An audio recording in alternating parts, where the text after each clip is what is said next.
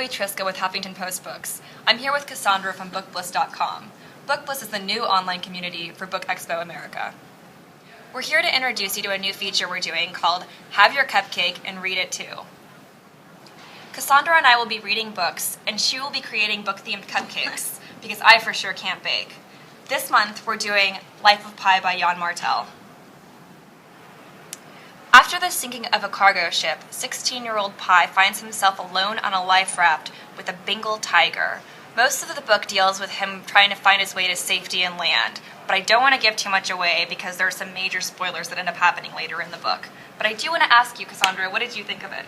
I think I really enjoyed the book, and really just the whole theme of the book, of the storytelling and the sense of hope was really just intriguing to me, and it really just tied the whole book together, and it just made it a really great novel that we should all read. Sure. Yann Martel is a great storyteller. Definitely. I know I started out the book thinking it was kind of slow, and it was a little bit boring almost, but once you get to the end, I really thought that this guy was a genius. Definitely.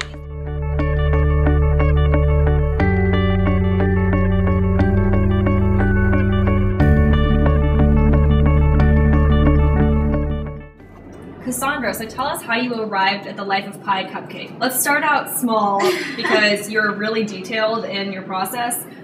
So tell us first about the frosting. Well, I made a tiger-themed cupcake only because, I started off with a cookie biscuit frosting because while he's on the ship or on the boat for a while, all he really has to eat is those crushed biscuits, and when he's not catching fish.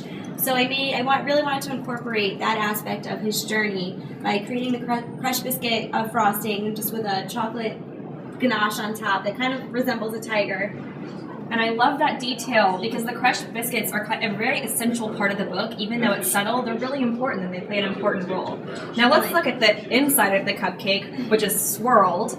Can you tell us a little bit about that? Yeah, definitely. The inside is just a chocolate cupcake with a French vanilla swirl that's dyed orange. Because like I said earlier, I just really wanted to resemble the tiger, who's really plays a crucial part in the story.